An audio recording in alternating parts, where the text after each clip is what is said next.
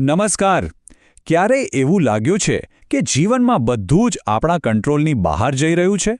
ખાસ કરીને સ્ટુડન્ટ લાઈફમાં, જ્યાં પરીક્ષાઓ, મિત્રો અને ભવિષ્યની ચિંતા બધું એક સાથે જ આવી જાય છે.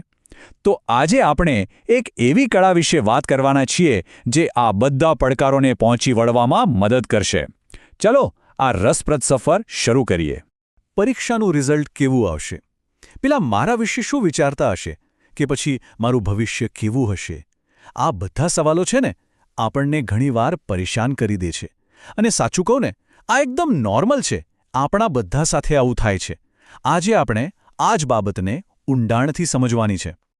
પહેલાં તો એ સમજી લઈએ કે કંટ્રોલ બહાર હોવાની લાગણી કોઈ એક વ્યક્તિની નથી. આ એક યુનિવર્સલ ફિલિંગ છે. અને વિદ્યાર્થીઓ માટે આ સ્ટ્રેસનું એક મોટું કારણ બની શકે છે, જે તેમના સર્વાંગી વિકાસ પર પણ અસર કરી શકે છે. અને જુઓ, થાય છે એવું કે જ્યારે આપણું બધું જ ધ્યાન એવી બાબતો પર હોય છે જેને આપણે બદલી જ નથી શકતા, ત્યારે ચિંતા અને નિરાશા સિવાય બીજું કશું હાથમાં નથી આવતું. અને આના લીધે આપણી શીખવાની પ્રક્રિયા અને આપણો પર્સનલ ગ્રોથ બંને અટકી જાય છે. પણ શું જો આપણી પાસે આનો કોઈ તોડ હોય તો? એક એવું ટૂલ જે આ બધી ગૂંચવણો વચ્ચે પણ આપણને ફોકસ રાખવામાં મદદ કરે? ચાલો આજે એક એવા જ સિમ્પલ પણ ખૂબ જ પાવરફુલ માઇન્ડસેટને સમજીએ. જરા આ ચિત્ર પર નજર નાખો. આ કોઈ ભારેખમ ફિલોસોફી નથી. બસ એક સિમ્પલ મેપ છે જે આપણી બધી મૂંઝવણને દૂર કરી શકે છે. એ સ્પષ્ટ રીતે બે ભાગ પાડે છે: કઈ વસ્તુઓ આપણા હાથમાં છે અને કઈ નથી. અને આટલું સમજવું એ જ આપણી એનર્જીનો સાચો ઉપયોગ કરવાની ચાવી છે.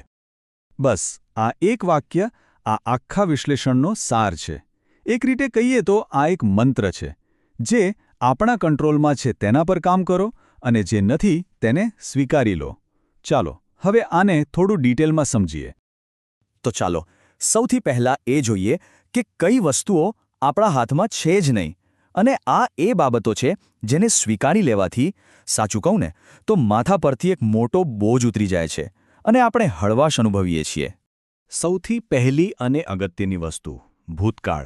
જે થઈ ગયું એ થઈ ગયું, રાઈટ? આપણે એમાંથી શીખી શકીએ છીએ, બોધપાઠ લઈ શકીએ છીએ, પણ એને બદલી તો નથી જ શકતા. ભૂતકાળને પકડી રાખવો એટલે વર્તમાનને ખરાબ કરવો. બીજી વસ્તુ છે, બીજા લોકો શું કરે છે. આપણે લોકોને પ્રભાવિત કરી શકીએ, એમને સમજાવી શકીએ, પણ એમના વતી કોઈ નિર્ણય ન લઈ શકીએ કે એમના વર્તનને કંટ્રોલ ન કરી શકીએ, કારણ કે દરેક વ્યક્તિ પોતાની રીતે વિચારે છે. ઓહ, આ તો સૌથી મોટો બોજ છે જે આપણે લઈને ફરીએ છીએ. બીજાના મંતવ્યો ખરેખર તો એમના પોતાના અનુભવોનું પ્રતિબિંબ હોય છે. એનાથી આપણી કિંમત નક્કી નથી થતી. આ વાતને સ્વીકારી લેવી એ એક મોટી આઝાદી છે. આ બહુ જ મહત્વનો પોઈન્ટ છે. મહેનત કરવી, પ્રયત્ન કરવો, એ 100% આપણા હાથમાં છે. પણ એ મહેનતનું પરિણામ શું આવશે, એમાં બીજા ઘણા પરિબળો કામ કરતા હોય છે. એટલે આપણું ફોકસ પ્રોસેસ પર હોવું જોઈએ, પરિણામની ચિંતા પર નહીં. ઓકે, તો આ બધી વાતો થઈ કે શું આપણા કંટ્રોલમાં નથી. પણ હવે આવે છે સૌથી મજેદાર અને પાવરફુલ ભાગ, કે કઈ વસ્તુઓ છે જે ખરેખર 100% આપણા કંટ્રોલમાં છે. અને આ એ જ બાબતો છે જે વિદ્યાર્થીના સર્વાંગીણ વિકાસનો પાયો છે. તો જુઓ, આ લિસ્ટમાં જે કંઈ છે એના બોસ આપણે પોતે છીએ. આપણા વિચારો અને એક્શન્સ. આપણે શું ગોલ સેટ કરીએ છીએ, આપણી એનર્જી ક્યાં વાપરીએ છીએ, આપણે આપણી જાત સાથે કેવી રીતે વાત કરીએ છીએ, અને કોઈ મુશ્કેલી આવે ત્યારે એને કેવી રીતે હેન્ડલ કરીએ છીએ, આ બધું જ આપણા હાથમાં છે. તો હવે તમને આખી ગેમ સમજાઈ રહી હશે. જ્યારે આપણે આ બે ભાગને બરાબર સમજી લઈએ છીએ, ત્યારે આપણને આત્મવિકાસનો, એટલે કે સર્વાંગીણ વિકાસનો સાચો રસ્તો મળે છે. આ માત્ર સ્ટ્રેસ મેનેજમેન્ટ નથી, આ તો જીવન જીવવાની એક રીત છે. આ ચાર્ટ જુઓ, કેટલું ક્લિયર છે. એક બાજુ એવી વસ્તુઓ છે જેને આપણે સ્વીકારવાની છે, જેમ કે ભૂતકાળ કે બીજા લોકો શું વિચારે છે, અને બીજી બાજુ એ વસ્તુઓ છે જેના પર આપણે કામ કરવાનું છે, જેવા કે આપણા વિચારો અને આપણા લક્ષ્યો.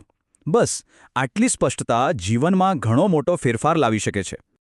અને આ જ તો છે મૂલ્યલક્ષી શિક્ષણનો પાયો. સાચું શિક્ષણ ફક્ત પુસ્તકો અને માર્ક્સ પૂરતું સીમિત નથી.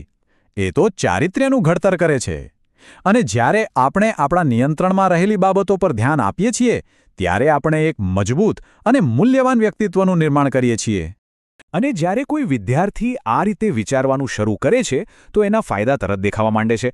સ્ટ્રેસ ઓછો થાય છે, ફોકસ વધે છે, સેલ્ફ કોન્ફિડન્સ બૂસ્ટ થાય છે અને પડકારો સામે લડવાની હિંમત પણ વધે છે. અને આ બધાની સીધી અસર અભ્યાસ પર પણ પડે છે.